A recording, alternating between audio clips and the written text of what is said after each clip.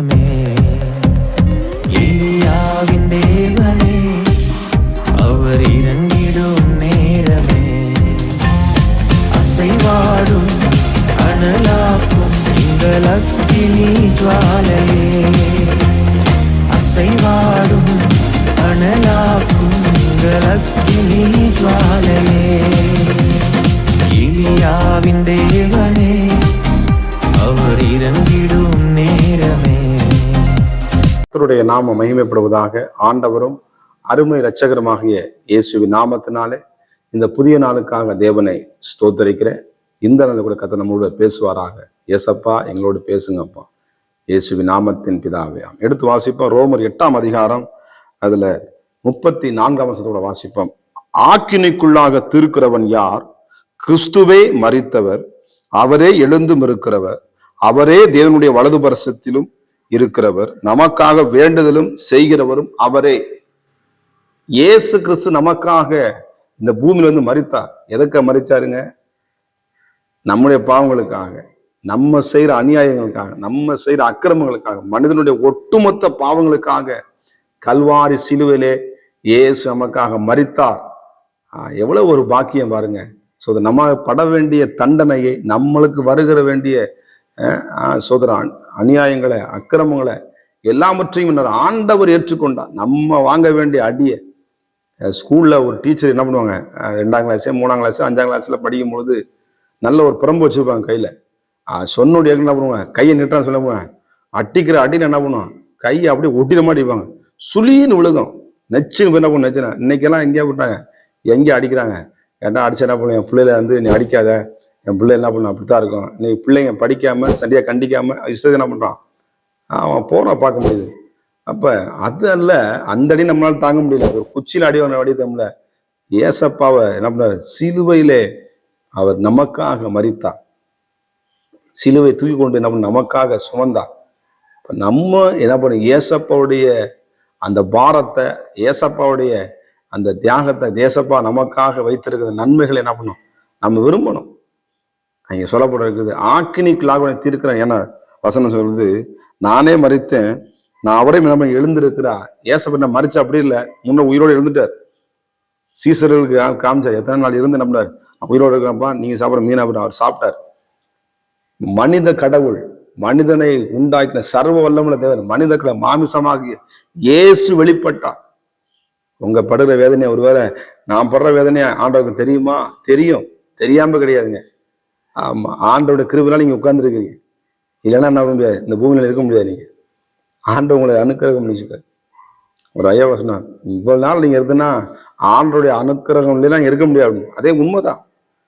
அப்ப இந்த வேலை சொல்லப்படுது, ஆக்கினிக்குள்ளாக தீர்க்கிறவன் யார்? இன்றைக்கு நியாய தீர்ப்பு செய்யறது, எதை எடுத்தாலும் உனக்கு நரகம், உனக்கு என்ன பண்ண, உனக்கு அது இதுன்னு சொல்லி என்ன பண்ண, தண்டனை கொடுக்கறது.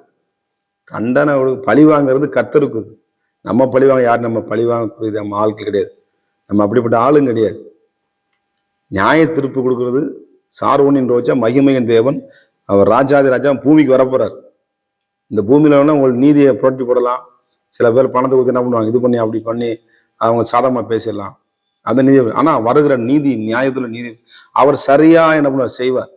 எப்பெல்லாம் சொல்றாரு, இயேசு கிறிஸ்து அவரோட போறாரு, ஒரு என்ன விபச்சாரசி கையும் காலுமா பிடிக்கப்படுறான். எல்லாரும் என்ன பண்ணுவாங்க, கல்லை கொண்டு எரிஞ்சு என்ன பண்ணாங்க, கொல்றதுக்கு எல்லாருடைய கையில, சின்ன பிள்ளை இருந்து பெரியவங்க கையில இருக்கு. கல்லை வச்சு அடிச்சா மனுஷன் எப்படி இருப்பான், கல்லாலையும் அடிச்சு கொள்றான். அந்த காலத்துல கல்லாலே அடிச்சு கொள்றான். ஸ்தேவானை கல்லறிந்து கொண்டாங்க. அவன் தேவ தரிசனத்தை அவன் பார்த்தான். இந்த ஸ்திரியை பார்த்தனா கல்லால எடுக்கிறது, இவன் கல்லுதான் ஆயுதம். கல் எடுத்து என்ன பண்றது, சரா மாதிரி எரியிறது. ஆனா நல்ல வேலைக்கு எரியல. ஒருவேளை ஆண்டவங்களை மேல கல்லை எரியாம பாதுகாத்து, அதுக்காக நன்றி சொல்லுங்க. இன்னைக்கு உலகம் நம்ம கல்லத்துக்கு தான் எரியும். இன்னைக்கு சமுதாயம் நம்ம கல்லை கொண்டு தான் எரியும். நன்மை செய்யும் பொழுது நம்ம கல்லை கொண்டு எரியத்தான் செய்யும். கல்லை ரெடியா வச்சிருக்கிறான். ஒருவேளை நல்லா பேசுவான், கல் உள்ள வச்சிருப்பான் எரியுறது.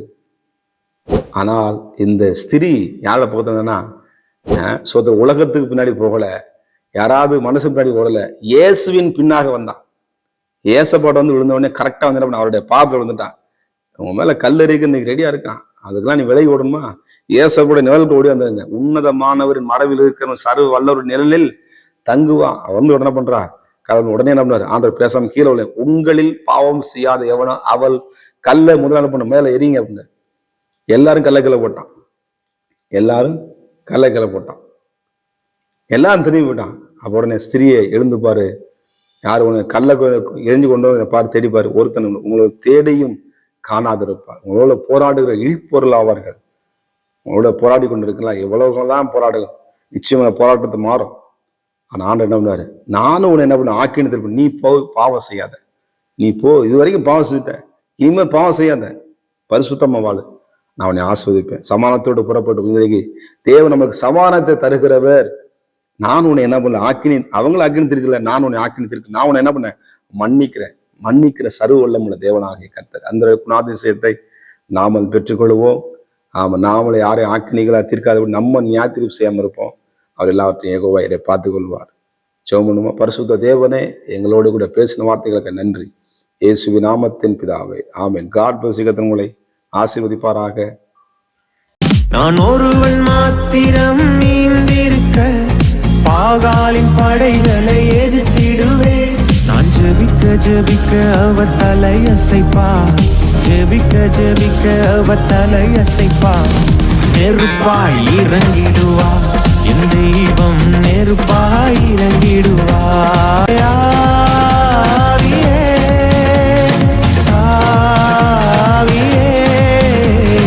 அசைவாடும் அனலாக்கும் எங்கள் அக்கினி ஜுவாலையே, அசைவாடும் அனலாக்கும் எங்கள் அக்கினி ஜுவாலையே.